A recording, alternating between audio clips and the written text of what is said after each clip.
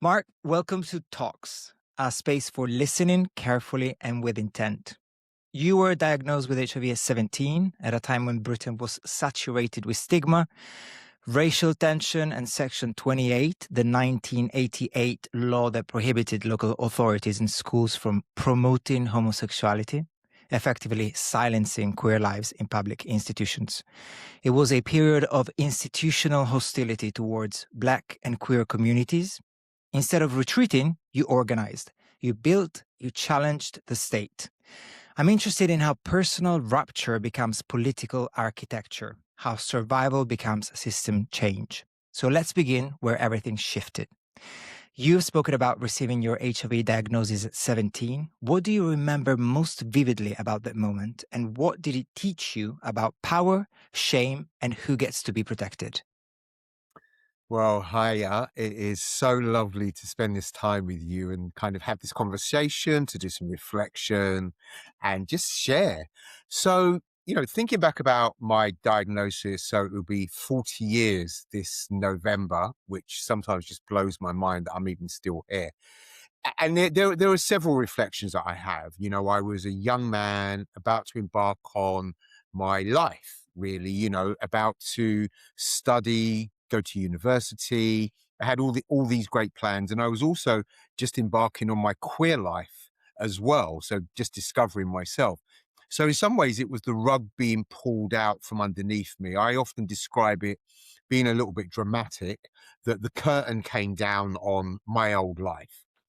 So it was a shock. It was frightening, as you've described already. It's highly stigmatized. There was racism, there was homophobia, anti-HIV stigma was rampant. And I think that I was very fortunate that I had an incredibly supportive family, so I was able to manage that. But what did it teach me about power and shame? Initially, at that really young age, I wasn't able to grasp any of those concepts at all because I was trying to manage my own survival. But as years went by and I was able to reflect on that time, it taught me very clearly that the shame isn't mine. I don't have to carry or own that shame at all. Shame is something that is put onto us by other people. And I think that that was certainly informed by my understanding and acceptance of my sexuality at a very young age, 15, 16, recognizing that I was a gay man and there was nothing wrong with that at all. I never struggled with my sexuality. So when I was diagnosed, I didn't really struggle with that. It wasn't something to be ashamed of, but what I was aware of was the way that the world would react to it. In terms of power and the system, I recognized quite early on, particularly in those first 4 or 5 years, that I was powerless, that I had no control over this. And not only did I had no control over this virus, but I had no control over who decided on my care, who decided on how to prevent this, who decided on how I might access treatment, any of those things. So one is powerless. And as a Black young man in this country at that time, that was my existence. That time was the 80s and 90s, Yeah, right? Uh, 1986. Yeah. And by the way, for those listening to us, we both live in Brixton, so we're talking South London. 80s and 90s, they were marked by institutional racism. I want to unpack a little bit more the issue of power. As a young Black gay man living with HIV in that period, what was your relationship with the police, for example, as a form of institutional power? Yeah, I mean, that is a really great question. I mean, I have to divorce the HIV from that just a little bit, right? And think about just being a young Black man in London, in Brixton, heavily policed. This is 4 years after the uprisings in 1981 and subsequent uprisings across the country in 1985. So one is acutely aware of being over policed. As a young man, I am trained and schooled by my parents, by my uncles, who are Windrush generation, who have experienced stop and search, police brutality. The first time I'm stopped by the police, I'm 14 years old in the King's Road, just doing a bit of shopping. So one is acutely aware that we are being policed. And as Black men, every time we step out of the street, there is going to be a chance that we'll be stopped and we'll be pulled over. So you become suspicious, you become aware of all of the things that are happening around this system that is meant to protect you, but certainly isn't set up to do so. As a young black queer man, I'm also acutely aware of the homophobia that is sitting within the police system in this country. We know during the 80s there are massive raids of gay spaces. So as a Mhm. black man, I'm kind of really concerned about, am I being arrested and stopped and searched because I'm black? Or am I being stopped and searched because I'm gay? So again, you're obviously always aware of these issues. Marc, for those listening to us who haven't heard of the Windrush Mm. generation, can you tell us very briefly what you're referring to? Yeah, absolutely. So the Windrush generation refers to people who came to the UK, were considered British citizens because of colonialism, and arrived here between 1946, 47, and the mid 60s. And they're called the Windrush generation because the first ship to arrive was called the Empire Windrush. Thank you for that. Now, did you ever feel protected by the state at all? No, I mean, it's such an interesting question because it depends on which part of the state. So if I think about my health care, then yeah, absolutely, I was really cared for. I was really looked after. But no, my needs were not considered. Um, where I wanted to engage with the world, there was no avenues for me to do so. We were forgotten about. We're at the bottom of the pile. So the state wasn't set up and built for people that looked like me. In fact, it was created in opposition to people that looked like me. That is such an interesting point, and I'm fascinated by that period. I've watched several documentaries. A quick diversion, and the next question will be around public health. You mentioned you did feel supported by the state when it came to health. You live on Railton Road still on this Hmm. day, and the riots that you mentioned in 1981, the Brixton riots. A lot of it took place around the Railton Road. 40 years on, over 40 years on. Every time that I walk up and down the Railton Road, I do wonder what it must have been like back then. Can you try and give us a quick, just snapshot picture, a drawing of what Railton Road was like 40 years ago when the riots happened? Yeah, I mean, I Because could tell. it's pretty dead today. It's a very residential, quiet area. Yeah, At least that's how it seems to me. yeah, I can, it yeah. I mean, riots where. you're absolutely right. I mean, I'll take you a couple of years back before the uprisings of 81, and it was a vibrant, lively place filled with black families, particularly from the Caribbean. There were small businesses, there were shops. I mean, men's clothing shops, food shops, barber shops, you name it. There was a thriving community. I mean, I remember really clearly that there were illegal gambling houses, let's call them that, weed spots, which are in the Mhm. basements of various places. And my uncles and my dad would hang out in those places. And my mum would drop me off there on a Saturday afternoon, and I'd be in there with these old Jamaican men. But it was a really vibrant place and it was filled with families. But I think the other thing to throw into the mix was that there was also a queer presence here. The Brixton Fairies were down here, so they lived side by side with each other. So lively, vibrant, full on place. Who were the Brixton Fairies? So the Brixton Fairies are a movement of gay men and lesbian women who were radical activists who were demanding change in the area. And I'm really fortunate that now I live in a housing cooperative and a queer space that was created by those people. In addition to that, Pearl Alcock, who was a black queer woman, hosted parties along Railton Road. So there's a huge amount of black and black queer history just along these few 300 meters. Fascinating, and it's what I try to imagine every time that I walk up and down Railton Road. To go back to the point around public health, how did you, again, we said on the one hand, you did not feel protected or you did not feel that your life was facilitated in any shape or form by the state. But on the other hand, when you received your diagnosis, you did feel supported by the state. So how did this apparent juxtaposition shape your understanding of what public health means when the same state that funds the clinics is also the state that funds the police that persecutes young black men? Mm, mm. I think what it taught me was that there's a huge disconnect between various operators and actors within the state apparatus, right? So on one hand, you have a healthcare system or parts of a healthcare system that looks at a person, is holistic, has empathy and cares. And then you have the criminal justice system, the education system, which sees groups of people, doesn't separate out the individual, is much more systemically racist, institutionally racist, and works in a very, very different way. So the healthcare system that I engaged with at the time was much more open and much more accepting, as opposed to other parts which were not. Do you think things have changed much since then? No. I'd like to say, I mean, that's really kind of simple answer that no. I mean, it's different in the sense that there are more eyes on parts of the state. I think if Yeah. we look at the McPherson report, which identifies institutional racism, we see things that have happened in the past few years with the police as well. That has certainly changed. But I think for the person on the street, probably not. There are young black men that are still subject to indiscriminate stop and search and have to experience the racist criminal justice system, the poor mental health system.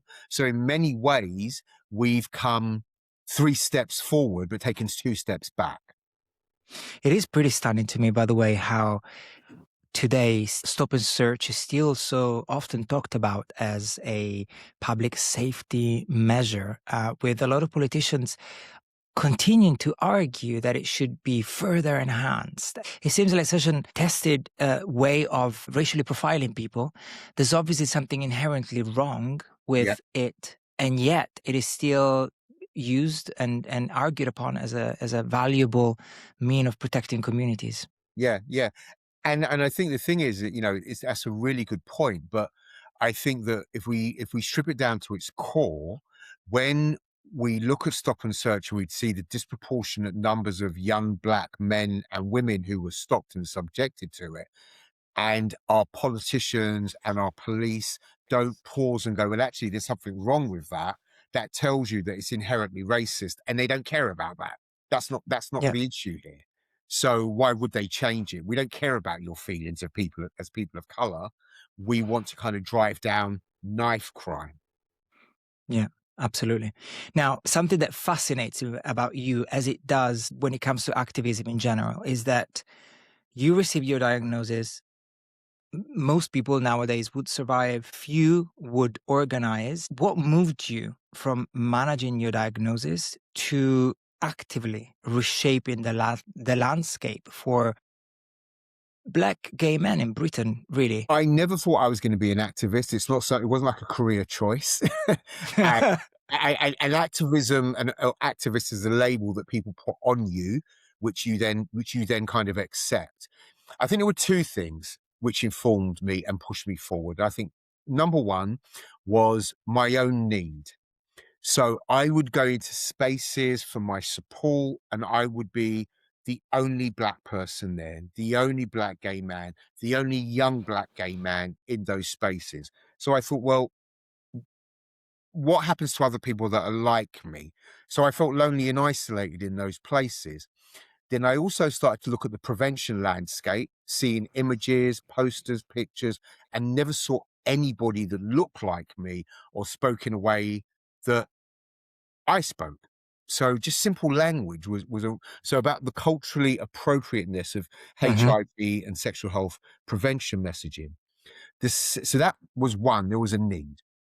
The second thing that motivated me was other black queer men, other black gay men at the time who were slightly older than me by a couple of years, who were also proactive. We were looking to the United States. We were seeing what was happening there in terms of their response. And we saw a model that we could do the same. We didn't have to flay around doing nothing. So the fact that I was able to meet other people that were just as motivated, just as excited, just as creative as myself enabled us to do it. The other thing I think finally I want to throw into it was that it was fun. We were in a Hmm. dark time, but we enjoyed doing what we were doing. Which is such an important reminder. The fact Mm. that it's okay to find fun and to look for fun in what we do on a day-to-day basis. Yeah. There's a quote. So you obviously are featured all over the place, but recently, some time ago, Jason Okundaye wrote a book that is mostly, I think, based around stories that you have shared, just like you're doing with us today. Obviously, it's an entire book and not a 25-minute audiovisual interview, so there's more time here, and it's a book that I highly recommend. And there's one sentence that I want to read out from Revolutionary Acts, and you're quoted saying, "I know why I got HIV. I've got it because I'm meant to do this work. I am meant to do this." And Jason, it was so crystal clear to me at that moment in May 1996 that this is the reason why I got this virus. It was to create and to do all these great things. I think I have a sense of what it is that you're saying, but I don't want to assume that I do. Can you unpack this a little bit for us? Yeah. I mean, it was a pivotal moment in my life, one of those Damascus moments. And I've been working in HIV prevention. I'd set big up the Black Gay Men's Health and Education Organization in 1994, 95. And I'd gone to Washington, DC to celebrate Black Pride. And I was in a church service for people living with HIV. And I was affirmed, I felt seen by those people. And I just had this moment where I'd never really struggled with my diagnosis, but at that moment, a penny dropped, which was, you are the person that's meant to do this work. Now, you're not going to do it alone, Mm-hmm. but you didn't just get infected for the sake of being infected. You have to do something with this. And I think that's what pushed me. And it was a really important moment because I went from feeling angry, from feeling like this is something that's happened to me, to I own this and this is an opportunity to make huge change in the world. And that's what I meant by the reason I got this is because you can make a difference. There's something else that Revolutionary Acts has reminded me of, and that is that Black gay history in Britain has always been entangled with anti-racist organizing, housing struggles, anti-policing movements, and AIDS activism. When you look at today's fights, trans rights, migrant justice, climate justice, anti-genocide Yeah. movements. How do you see these struggles connecting? I'm very aware that this is a very complex question, and I'm not expecting a one-size-fits-all approach. But if you can reference any of these other movements, civil rights movements, do you see a connection between these struggles? And I certainly do, and that's because I've been around for a while and I'm able to kind of step back and look at the world as being connected and understanding that one action here has a domino effect for somebody else. So my activism has always lent into that. I'm not sure, and this is, full transparency here, a much Sure. older man talking about these things, and I'm not 25, 26. I'm not sure if people connect those in the same way. I'm not sure if our activism and our resistance looks at connecting those dots, right? We see what happens in Gaza with the genocide. We see what happens with the cuts to global funding around HIV. We see what happens with the Trump administration or what happens with migration in the UK. But are we connecting those dots and resisting across the entire system? My concern is always, how are we working together as a collective? How will we bring, because there is strength in numbers. And one of the huge successes of the activism that happened around the HIV epidemic in the 80s, which then informed resistance to Section 28, was all of the community came together. It wasn't just gay men going, this is just our issue. this is everybody going, we are all impacted by this. I'm not sure if I see the same thing happening today. Where is it that you think we're failing to build real coalitions, to build that sense of collectiveness? I think that has a lot to do with the way that we communicate and we engage with each other now. We engage via social media, which is very individualistic anyway. It's all about your platform, your profile. How Hmm. can you bring people along? And also the speed of social media. So today's hot topic is Hmm. next week's old news. So we move on really quickly before we even have chance to pause and build coalition.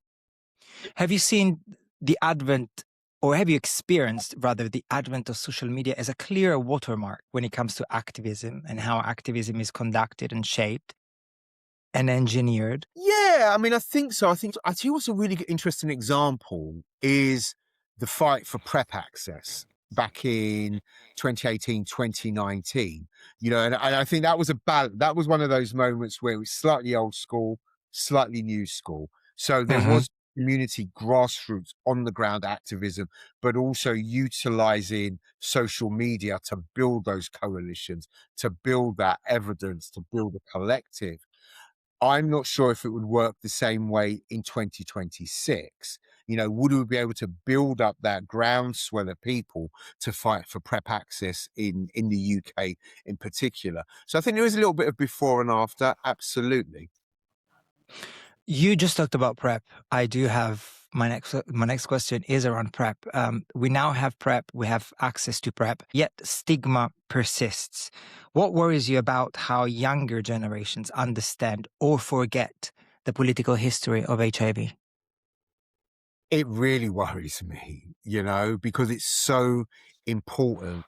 It's like, as a black man, a younger generation forgetting the civil rights movement, right? Or Hmm.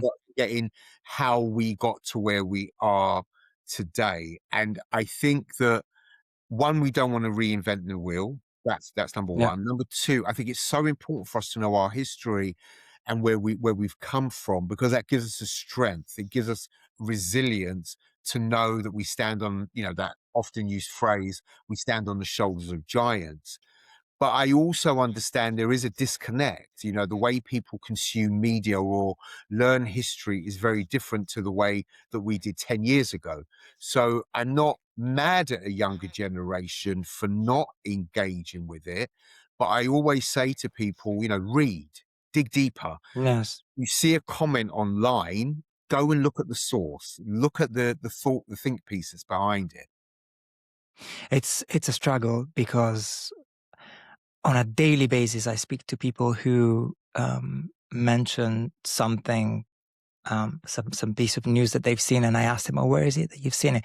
And Instagram is often cited as a source, and so many people are convinced that it's a reliable source without really understanding the mechanism, Yeah, of how things are posted on social media and the difference between traditional media fact checking and what then gets posted on social media networks.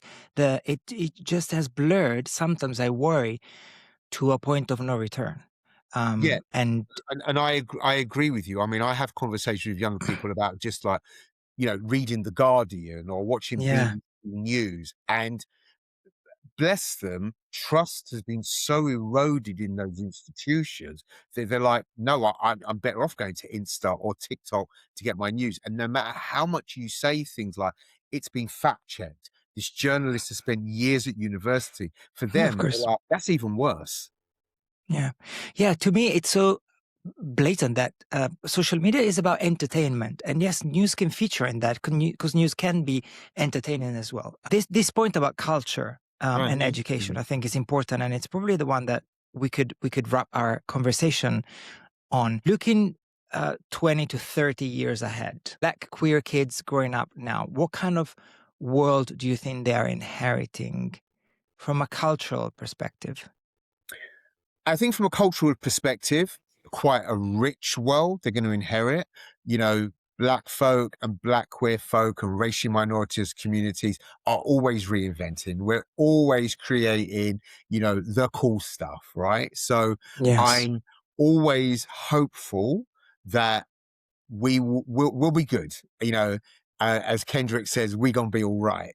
So I'm okay with that. I think in terms of a political, wider social landscape, it's a really frightening time. And I'm not sure what world they're going to inherit.